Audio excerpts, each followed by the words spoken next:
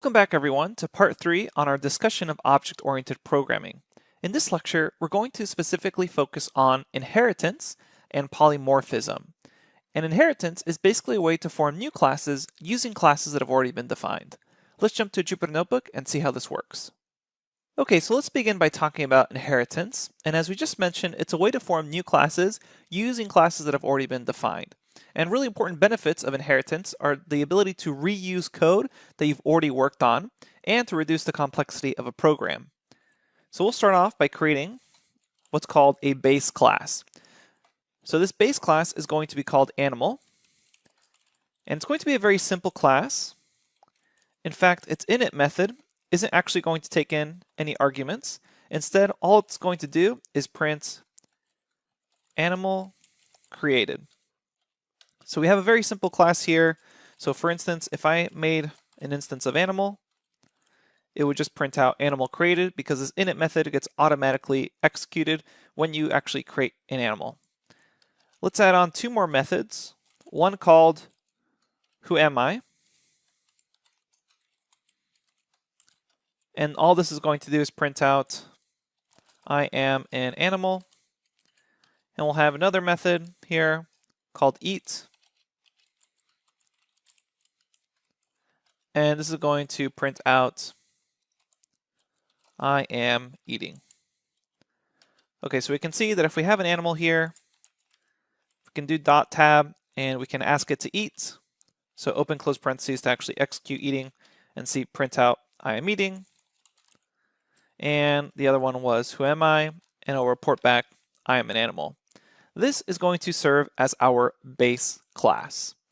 So newly formed classes can use the animal class in order to inherit some of its methods that you may want to use again. So for example, if I want to create another instance of the dog class, or actually recreate the dog class, so I'm going to recreate the dog class, but I start thinking, hey, a lot of the features and methods of my animal class are useful to a dog. For instance, dogs, they like to eat, so maybe I want to reuse some of my prior work in my new class. The way I can do that is by inheriting the base class, this animal class. So I'm going to pass in animal here.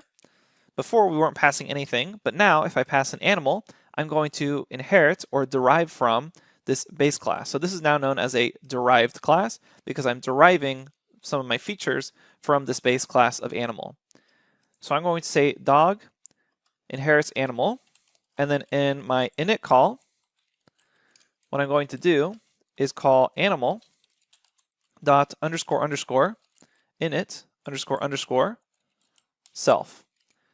So I'm going to actually create an instance of the animal class when I create an instance of my dog class. And I'm able to do that because I'm inheriting from the animal class.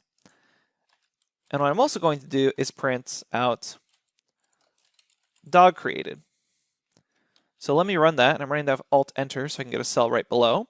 So I have my base class of animal, and then I have my other class of dog, which is now going to inherit the methods of the animal because inside my init method, I called animal.initMethod self. So now let's see this in action. I'm going to say my dog is equal to dog. And I run this, and now I see that an animal is created because when I run this line of dog, this init method gets called, which in turn runs the init method off animal, which in turn prints out animal created. And then after that's created, I print out dog created. But here's where it gets interesting. All those old methods that were available for the animal, who am I and eat, are now available for my dog. So even though inside this dog class, I don't have eat or who am I defined, I'm still able to use them because I was able to derive them from my base class of animal. And that's the main idea behind inheritance. I can now reuse methods that should be common between classes by just inheriting. So I don't need to rewrite all these methods for my new class. Now you may be wondering, well, what if I want to overwrite one of the older methods? Well, that's actually no problem. All you need to do is say def in your new class, and then just make sure to use the same name as the old class method, such as who am I. And now, instead of saying I am an animal, we're going to print out I am a dog. So rerun this to make sure we've redefined it. Rerun my dog, and it still says animal created, dog created. I can still call eat, but now when I call my dog, who am I? It says I am a dog. Before, it would have said I am an animal. So let's test that theory. I'm going to delete this, who am I? Rerun this, rerun this. We'll create our dog again. Animal created, dog created, eat. And if I say who am I, notice I didn't overwrite it this time. It'll just say I am an animal. So you're able to overwrite the previous methods of your base class in case you need to. You're also able to add on methods. So, we're going to say def bark self, and then print out woof, so we can add methods and we can overwrite. So let me copy this eat method here and paste it in. And now I'm going to say I am a dog and eating. So I run this again. I recreate the instance of my dog here, animal created, dog created. And now if I call eat, it says I am a dog and eating because I overwrote the original method. I can still call who am I because I inherited from that base class, and it says I am an animal because I no longer overwrote it here. You can add in the method again call and then rerun this. But now I also have bark. So I could say my dog bark, and it will print out woof. The main ideas here is that all you need to do is inherit from your base class, and now you have access to all these old methods that you wanted. And if you ever want to overwrite them, you can just overwrite them as so, recall that same method name, and then do whatever you want there, and you can always add in more methods. So that's how inheritance works, and let's move on to discussing polymorphism. So we just learned that while functions can take in different arguments, methods belong to the objects they act on. Let's finish this lecture by talking about polymorphism. In Python, polymorphism refers to the way in which different object classes can share the same method name. And then those methods can be called from the same place even though a variety of different objects might be passed in. The best way to explain this is through an example. I'm going to create two new classes. I'm going to redefine my dog class, and then I'll also create a similar cat class. We'll say def init, and the dog just takes in a name, so you can name your dog. So we assign the dog's name attribute to the name that's passed in, and then the dog is going to be able to speak. And in this case, when it speaks, it's just going to return its own name, so self.name, plus we'll say says woof. So when the dog actually speaks, it reports back whatever name you assigned it, and then says woof. And I'm going to copy this, make sure I run this cell, and right below it, I'm going to create a very similar cat class. Same deal if it's init method, you provide it a name, but instead of speaking says woof, we're going to say speak says meow. So almost the same class, except the cat says meow and the dog says woof. Okay, so I'm going to zoom out so we can see a little more of our code. We've defined the dog class and the cat class. Now let's create two instances of them. We'll say Nico is a dog with the name Nico, and we'll say Felix is the variable name for a cat with the string name Felix. So I'm going to print out what happens when Nico speaks. So Nico says woof. Looks like I forgot a space here, so let's clean that up a little bit. Rerun these two cells. Nico says woof, nice. We have a little space there. And then have Felix also speak. Notice here I'm actually executing speak with open close parentheses, and Felix says meow. So here we have a dog class and a cat class. Each of them has the speak method. When called, each object's speak method returns a result that's unique to the object. That is to say, it's unique for the dog to say woof, and it's unique to the cat to say meow, as well as their names are going to be unique to that particular instance of the class. Now there's a few different ways to demonstrate polymorphism. One of them that's pretty simple is with a for loop.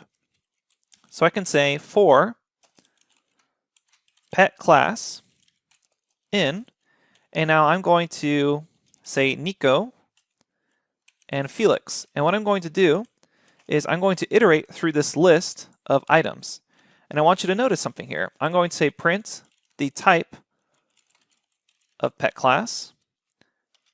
And in fact, I'm just going to say pet, so that way I don't confuse you. So we'll say for every pet in this list, print what type of pet it is, so what type of class it is, and then also print what happens when you say pet.speak. So I run this, and this is an example of polymorphism. So both Nico and Felix share the same method name called speak. However, they are different types here. So notice we have main dog and then main cat. And let me remove this type call. They're both returning a string, but it then should be noted that one of them is saying wolf and one of them is saying meow. So another way to show this besides iteration is through a function, and this is probably the more common way to see it being used. And I can say def pet speak. So this takes in some pet. It doesn't really care if it's a dog or a cat, because what it's going to do inside of the function is just take that pet object and then call it to speak. So notice when I say Nico pet speak, it says Nico says woof. And if I were to pass in Felix to pet speak, it would say Felix says meow. So pet speak itself doesn't actually know whether you're going to pass in a dog or a cat. Remember, these are two different classes, and they are pretty similar in our case, but they could technically be wildly different. Dog could have 100 methods, cat could just have these 2 methods, but they share the same method name speak, which means I can leverage that capability by happening to either iterate through a list of these different classes and happen to call the same method name, or most likely I pass it into some function where later on it calls that method called speak.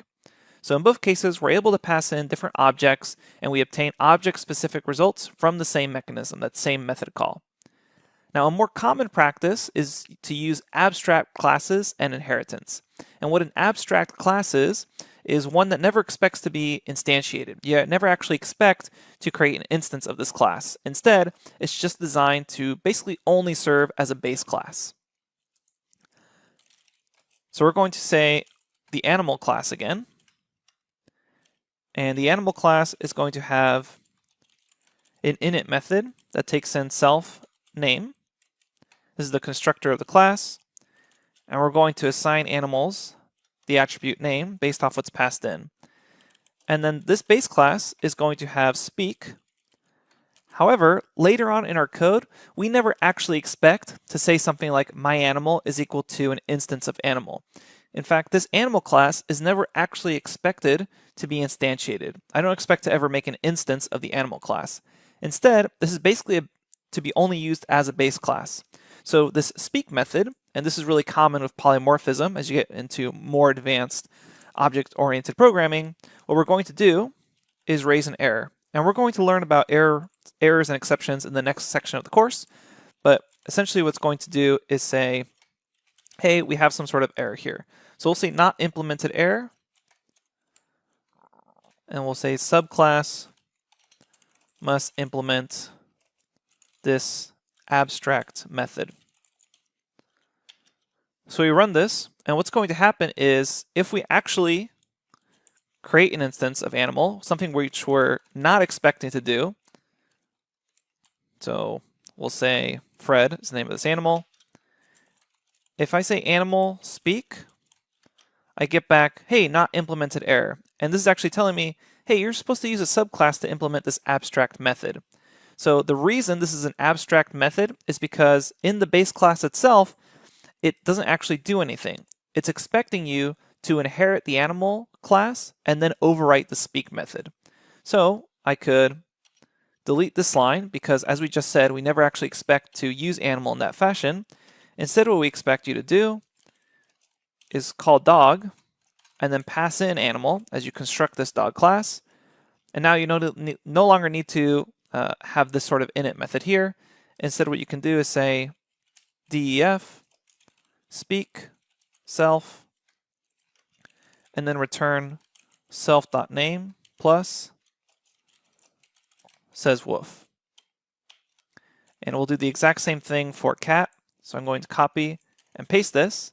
And then instead of saying dog, we'll say cat there. And instead of saying wolf, we'll say meow. Run that.